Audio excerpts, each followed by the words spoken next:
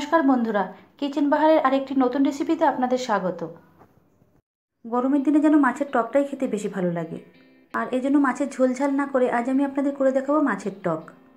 তৈরি করতে উপকরণ খুব বেশি লাগে না, কিন্তু খেতে হয় দুর্দান্ত। কড়াই 3 টেবিল চামচ সর্ষের তেল হাই ফ্লেমে গরম করে নিয়ে কিছুটা নুন ছড়িয়ে দিলাম। এখন গ্যাসের ফ্লেমটা মিডিয়ামে করে দিয়ে মাছগুলো ভেজে নেব। আমি এখানে মাছের টকটা সিলভার কাপ মাছ দিয়ে করছি, আপনারা আপনাদের পছন্দ অনুযায়ী যে কোনো মাছ দিয়ে করতে পারেন। তবে এক্ষেত্রে একটা কথা মাথায় রাখতে হবে, মাছটা যেন জ্যান্ত হয়, কারণ জ্যান্ত হলেই মাছের টকটা খেতে ভালো হয়।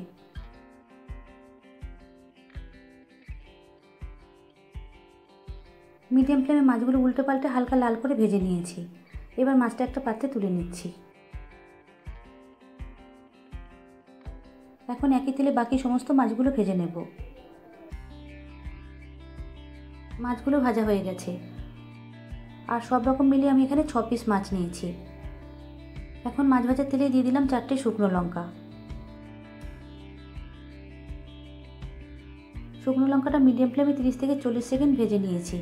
এবার একটা সাইডে সরিয়ে রেখে দেব। এবার এই তেলেই ফোড়নে দেবো হাফ চামচ গোটা সর্ষে। সর্ষেটা যখন ভাজা হয়ে আসবে তখন দিয়ে দেবো 4টে কাঁচা লঙ্কা। কাঁচা লঙ্কাটা কিন্তু ফাটিয়ে দিতে হবে, যাতে ফেটে গিয়ে কোনো রকম বিপত্তি না ঘটে।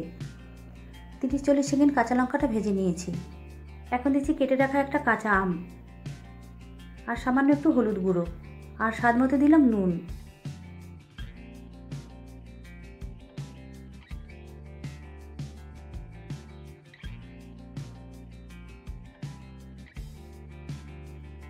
সব কিছু একসাথে মিনিট 2 ভেজে নিলাম। এখন দেবো সর্ষে বাটা। এখানে আমি 2 টেবিল চামচ কালো সর্ষে 15 মিনিট জলে ভিজিয়ে রেখে বেটে নেওয়ার পর জলে গুলে ছেঁকে নিয়েছি। এইভাবে বাটা সর্ষে ছেঁকে খোসা বাদ দিয়ে রান্না করলে আর অ্যাসিডিটির প্রবলেমটা হয় না। সর্ষে বাটা দিয়ে সব কিছুর সাথে ভালোভাবে মিশিয়ে নিয়েছি। এবার ঢেকে হাই ফ্লেমে কিছুক্ষণ রান্না হতে দেব।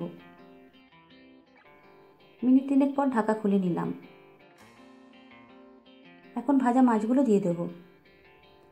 আলতো হাতে মাছগুলো নেড়ে ঝোলের সাথে মিশিয়ে নেব।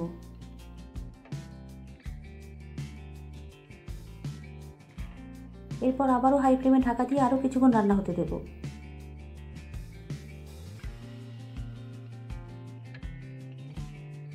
মিনিট 5-6 পর ঢাকা খুলে আরেকটু নাড়াচাড়া করে নিলাম। মাছ আম খুব ভালোভাবে সিদ্ধ হয়ে গেছে।